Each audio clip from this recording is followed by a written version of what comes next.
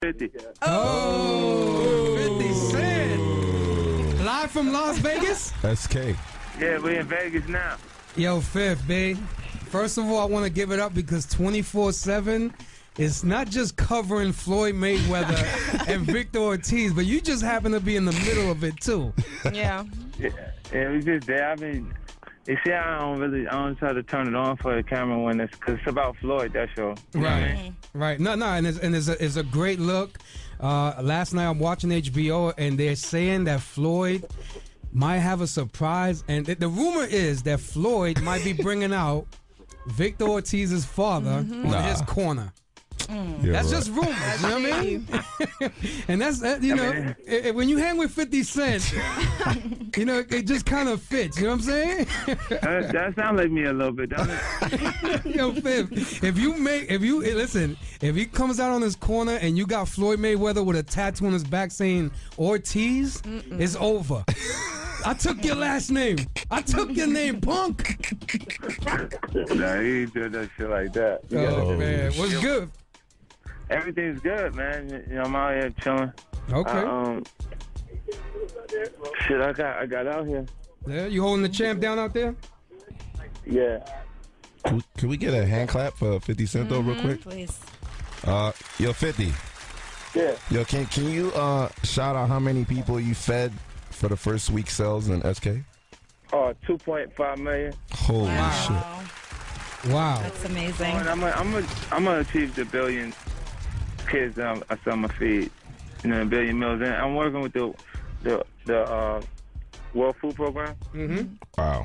It's one of the most respectable organizations you can work with. Like if you have an earthquake in Haiti, they're there to support. Or a tsunami in Japan. Like it's around the world. It's what America would utilize. Right. As the company to go to deal with. And I kind of got them where those proceeds can go to that organization. Okay. More hand clap, please. More hand claps. No gunshots today. Not for Fifth. No more. Yeah. We can't put that side on. Yeah. So it's one for one. So every time they purchase the SK, the child's being fed. You know what I mean? I went to Africa. When you see it up close, it's a whole different thing from you seeing commercial. Right. You know what I mean? Like, you'll be affected by it. If you have anything in you because I live with an excess.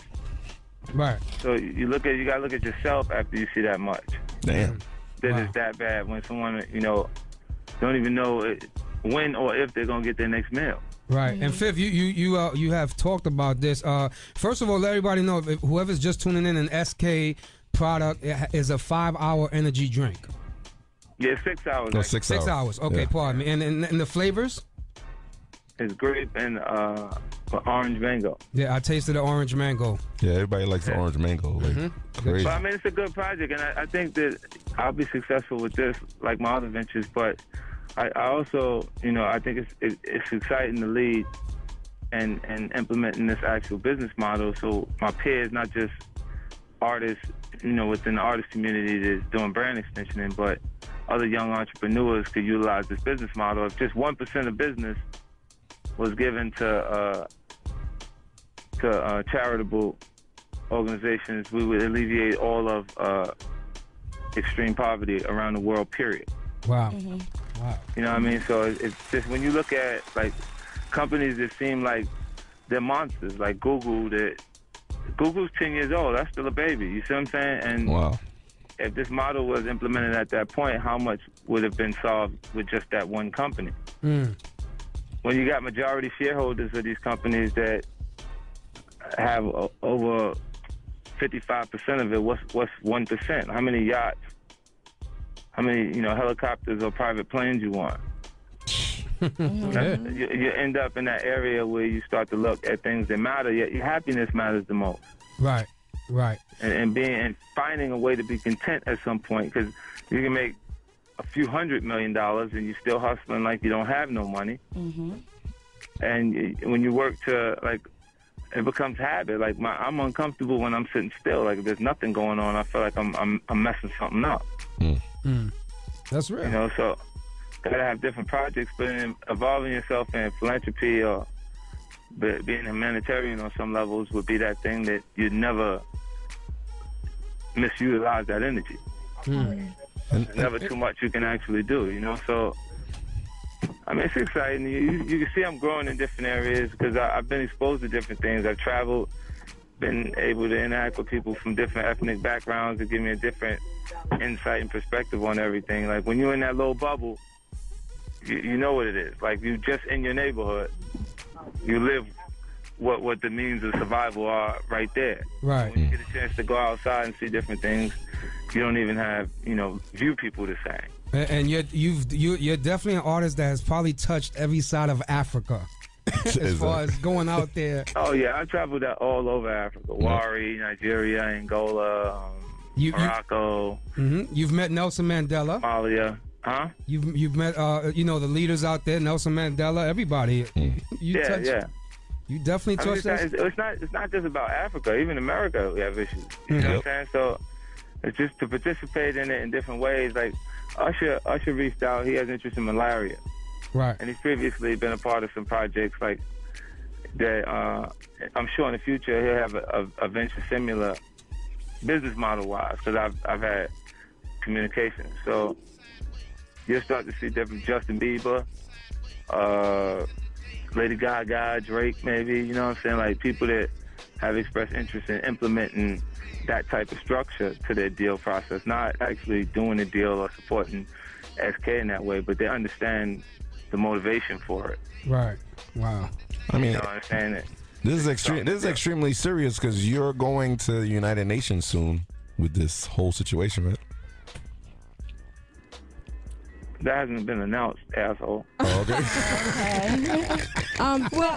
Viv, I have a question. What are your feelings on just like, the news and a lot of these media outlets, they're not covering, what you're doing. I don't think that they're covering it, the way they should. Do you feel that that's because there's a bias because you are a hip hop artist and because you've had like negative, events associated with your name in the past? Well, you know what? Negative events, you've seen it with even the most conservative people you can point to. You know what I mean? So it's not that. I mean, within hip-hop culture, you've never had anyone make the decision or decide to do it on this extreme of a level. But you'll see it'll be gradual because I'm not... Like, if you did it for publicity, you should be upset. Right. You don't see the coverage the same. You know what I'm saying? When you've done it genuinely because you're making a decision to move in that direction, the people that count, it affects them. The people that are already in that actual... conscious of trying to support and to remember those that are easily forgotten, they are aware of your interests and your efforts. Right. The people that, day to day that's just doing what they're doing, they're conscious of other things. Like, like London's riots will get more coverage than famine in Africa. You got a kid dying every 6 minutes. Since we've been talking longer than 6 minutes. Right. So since I started this interview, since they heard my voice on the air, this conversation has been running for 8 minutes and 47 seconds. My phone's counting it. Right. So they lost a child since we've been talking. Wow. It's serious. It's serious. Yeah. And even our own Joy Daly did she went out in the streets and asked the people, like, how do you feel about 50 not getting the kind of coverage? You do get a lot of backlash out there. And I've seen, I think for us, we take it a little bit more personal because you've done stuff for the neighborhood. Like, you go hard. You know what I'm saying? But you got people that are small-minded. They're limited. Like, you can't expect the entire general public to understand what they're looking at. And when people confusion or not knowing is what makes people angry. Right. Not understanding what you're looking at is what they get pissed because they don't know what that is. Right. Turn it off. Yeah. Like they'll look and say, "You did what? That's a scam." Why? Because you don't understand why. They haven't made it to the point that they have the things that create a comfort till it's so much of it that you're looking around going, what do I actually need versus, like, why do I want the next thing? Why do I want another watch? Right. I got 10. I'm fine with that. Mm. You know what I'm saying? So for the new proceeds, the new income and different things that happen, for you to connect it, and it's not telling people, go give your money to charity. Go give everything you have, everything you work for to charity. But to implement this actual business model moving forward, if everyone adapted to it, then it would start fixing itself. It's obvious the government ain't gonna fix it. Right, right. Right. Do you think that you're going to have that type of influence on other hip hop artists so that, you know, more people Absolutely. are involved in Well, genres? they're following me in interest, seeing the income off of vitamin water. Oh, okay. When they see that type of situation where you get, you know, equity and involvement in a company that sells like that, they go, wow, that was a phenomenal deal. Now, you can write a whole lot of hit records, and you won't see that number. Wow. Your bank account won't see those numbers. You see what I'm saying? So you have to, away from it, diversify, not just be, you know, look, superstars need budget. Mm-hmm. The music business themselves used to provide that budget because the income off of the CD was huge. Like, it was $19.99, and the manufacturing cost of the disc was 82 cents. Right. Oh, shit. I forgot about that, too. You see what I'm saying? And you know how much they was giving the artists. Mm-hmm. They didn't, you know, if you didn't sell huge amounts of records and negotiate coming in the greatest deal, you probably seen a dime off of the disc. Wow. Wow. Well, I mean, you are the business Savvy. I can't even find a title for you, Fib, but I definitely want to talk about other things, man, like the movies, like All Things Fall Apart. It's something that everybody's been asking about. Let us know what's the status, what's going on with that movie right now. Yeah, I just premiered it in the New York Festival. Mm-hmm. And, well, actually, Mario premiered it. I had to leave because if I didn't get on the jet by then, I wouldn't have made it to Las Vegas in time for what was going on here. Right. You know, but I set it up. I went there. They actually were running late. And, I mean, that project for me, it was a passion project. It was something that I wanted to do. I lost my friend to cancer, and I kind of wanted to do a project that conveyed that energy. I could commit to it. Right. Based on, you know, the emotional attachment to losing him.